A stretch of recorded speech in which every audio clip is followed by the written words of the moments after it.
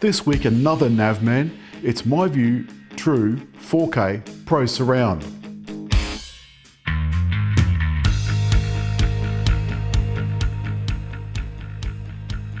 Navman's trying something new. It's a dual camera to give you the effect 360-degree view because it'll be looking through the side windows.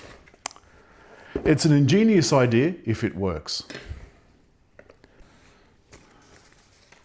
In opening, we get the usual stuff: quick start guide, micro SD information, other important information, and a sticker.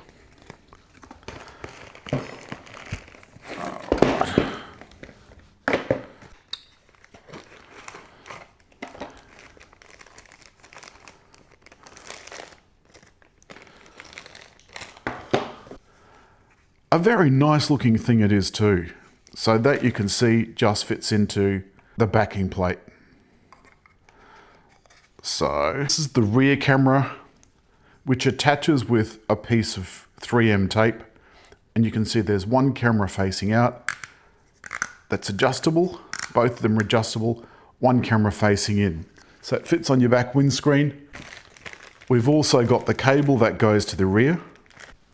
There's a mounting plate, and this is what Navman and many other manufacturers are going towards, something that's not on a suction cup, which is a little bit unfortunate. It's far more steady, but it means you can't take it from car to car. You'd have to get a whole bunch of these. And that's what it looks like. So you just peel this tape off like so, then stick that to your front window. Probably be aimed a little like that, say, and then you just twiddle this camera up and down to get it to be in the right angle. There's some proper buttons which I quite like. High quality as always. There's a couple of ports on the top. That'll go into one, like so. And then this cable, I've got two different plugs plus the 12 volt, all plugging into this. I don't know why they didn't use USB-C all round, but there you go. Okay. This has got a camera front and back, so you can see right there. You can see there is the rear camera. Then we come to the unit itself. The cables at the top are two mini USBs.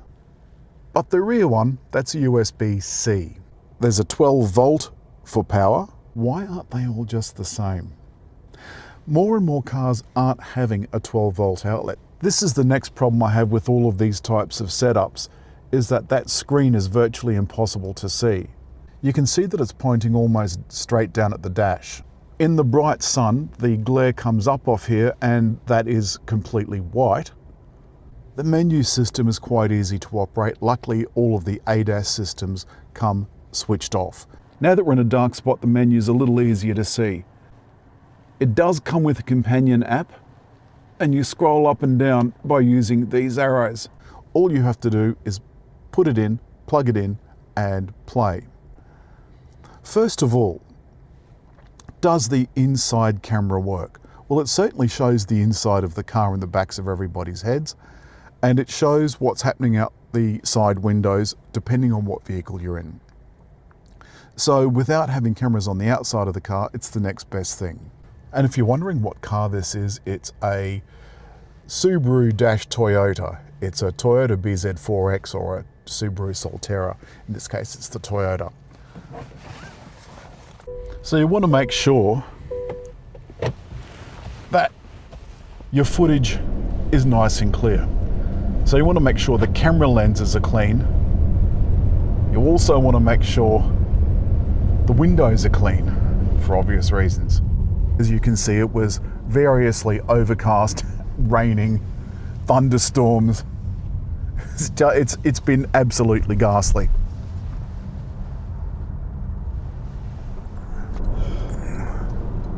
If I was to have this particular dash cam in my own car, I would make absolutely sure that it's hardwired in. There is a hardwire kit, it comes separately. We're testing a camera next week that comes with the hardwired kit for parking. Navman was a company once that made navigation systems only. Then it made navigation combination dash cams. Then it added separate dash cams. And now people use their phones. This has got the usual things, of course. It's got the ADAS systems. As I say, they come switched off. So lane departure and collision warning and what have you. Most new cars have got that anyway, but most new cars don't have a dash cam. So considering the price, you get 3 cameras, side view, which is virtually unique in the market. Though there are some front cameras that have rear-facing cameras, I've never seen a rear-facing camera that has a front-facing camera in the same unit. Then we get to the design of the unit itself. As it is, I've tried this unit in several different places. I've tried it up here, there, over there. Nothing was completely satisfactory. You may be able to pick it up now, but because there's light on this part of the dash, I can barely see that screen at all. I really struggle to see it most of the time. The only time I could see it is at night when there's no other light. And even then, it's at such an angle that it makes it difficult to see what information it's actually... The f*** is wrong with you?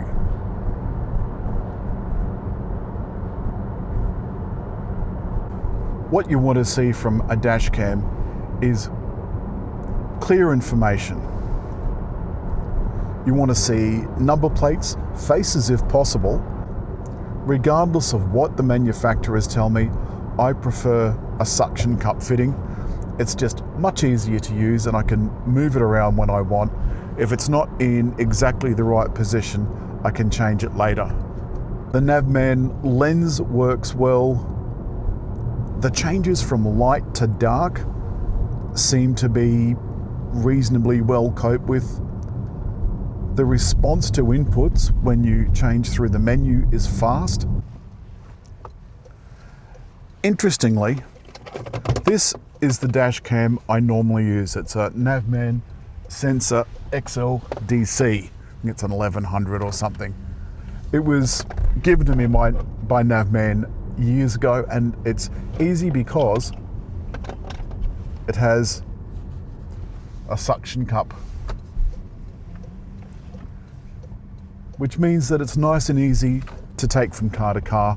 It's easy to shift around on the windscreen if it's not quite the right spot. Much less mucking around. Though I'm told it's not as secure. Well, this has never fallen off the windscreen once, not even in really hot weather. But you know, such is life. So to wrap up, the biggest problem I've had was mounting. The menu system was so easy to use. It's got physical buttons here along the bottom. If you want to do a manual emergency recording, you press the blue button.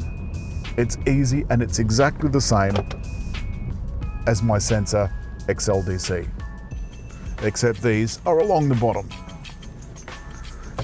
Now you can't see them from here because they're at the bottom of the camera. I think this has done a brilliant job. I think it's as good as you can possibly get without actually having cameras on the outside of the car. It has a couple of shortcomings, but I think the camera facing back into the cabin is also going to give you a little bit of security. If you've got little ones in the back or some rowdy friends like we have, as always, hit like, leave a comment, and just over there to subscribe.